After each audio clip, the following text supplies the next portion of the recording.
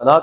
فرمایا پھر وہ لوگ جو توبہ کر لیں، ایمان لے آئیں اور نیک عمل کرنا شروع کر دیں، فرمایا ہم فقط اس کی توبہ کو قبول ہی نہیں کرتے بلکہ فَأُولَٰئِكَ يُبَدِّلُ اللَّهُ سَيِّئَاتِهِمْ حَسَنَاتٍ، ہم ان بندوں کے گناہوں کو نیکیوں میں تبدیل فرما دیتے. ایسے بندوں کے گناہوں کو نیکیوں میں تبدیل فرما دیتے. تو ہمیں چاہیے کہ اس کے حضور توبہ کریں، اس کے حضور معافی مانگیں کہ اللہ کریم ہمیں معاف فرما دے. اللہ جل جلالہ ہماری حاضریوں کو قبول فرمائے. اللہ جل جلالہ ہمارا ماضی جتنا گدلا ہے اسے صاف فرما دے.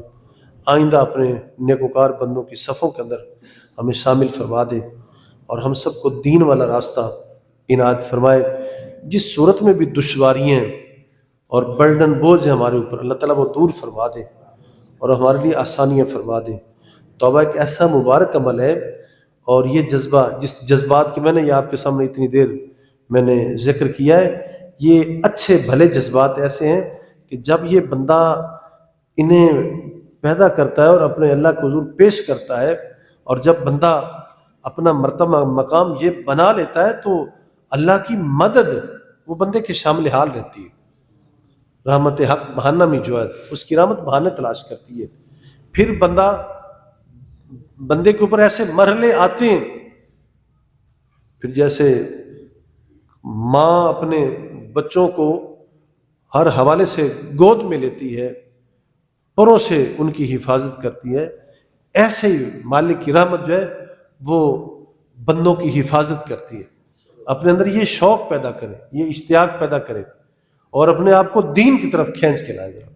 اپنے آپ کو دین کی طرف کھینچ کے لائیں اور کوشش کریں کہ کتاب مجید کو پڑھا کریں، قرآن مجید کو ترجمے کے ساتھ پڑھیں. ذرا آپ کو اندازہ ہوگا وہ مالک کیسا کریم ہے، وہ کیسا کریم ہے، وہ کیسے اپنے بندوں کو اپنے قریب فرماتا ہے اور کیا کیا اس کی عنایتیں، کیسے کیسے کرم کرتا ہے، کیا کچھ اپنے بندوں کو دیتا ہے.